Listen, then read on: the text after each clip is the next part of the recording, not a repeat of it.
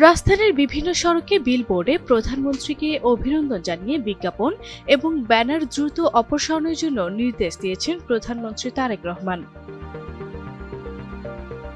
মঙ্গলবার ৩ মার্চ সংশ্লিষ্ট কর্তৃপক্ষকে এই নির্দেশনা দেন বলে জানিয়েছেন প্রধানমন্ত্রীর অতিরিক্ত প্রেস সচিব আতিকুর রহমান রুবন। অতিরিক্ত প্রেস সচিব আরও বলেন, মঙ্গলবার সকালে প্রধানমন্ত্রী গুলশানের বাসা থেকে বেরিয়ে হাতের ছিলে পুলিশ প্লাজার সামনে তার ছবি সম্বলিত ব্যানার এখনই সরিয়ে ফেলার নির্দেশ দেন এবং সেটা তাৎক্ষণিক সরানো হয়। বিকাশ পেমেন্টে 10,000 টাকার বেশি অফার। শপিং চলছে তো। রাজধানীর বিভিন্ন বিলবোর্ড বিভিন্ন কোম্পানি প্রধানমন্ত্রীকে অভিনন্দন জানিয়ে তার ছবি সহ বিজ্ঞাপন প্রদর্শিত হচ্ছে, সেগুলো দ্রুত অপসারণ করতে প্রধানমন্ত্রী সংশ্লিষ্ট কর্তৃপক্ষকে নির্দেশনা দেন। কয়েকদিন আগে বিজয় সরণির সড়ক দিয়ে প্রধানমন্ত্রী যাওয়ার সময় একটি এলইডি লাইটে অভিনন্দন জানিয়ে তার ছবি প্রদর্শিত হচ্ছিল, সেটা দেখে তিনি তখনই অপসারণের নির্দেশনা দিয়েছিলেন।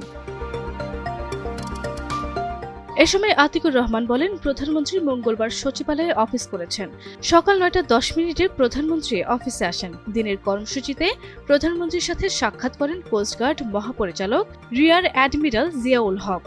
অতিরিক্ত প্রেস সচিব বলেন, উপকূলীয় ও বঙ্গোপসাগর এলাকায় জলদস্যুরা, ডাকাতি, অবৈধ পাচার ও মৎস্য সম্পদ রক্ষায় নিয়মিত টহল বাড়ানো এবং জেলেদের নিরাপত্তা নিশ্চিত করতে প্রয়োজনীয় নির্দেশনা দিয়েছেন প্রধানমন্ত্রী।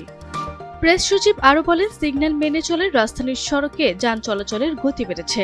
প্রধানমন্ত্রীর কাছে সংশ্লিষ্ট কর্তৃপক্ষের দেয়া প্রতিবেদনে এই তথ্য উঠে এসেছে বলে জানিয়েছেন অতিরিক্ত প্রেস সচিব আতিকুর রহমান রুবন।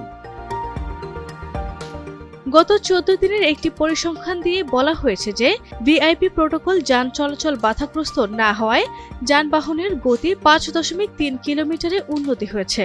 কারণ প্রধানমন্ত্রীর পররাষ্ট্রমন্ত্রী, মন্ত্রী, প্রতিমন্ত্রীরা ট্রাফিক সিগন্যাল অনুসরণ করছেন।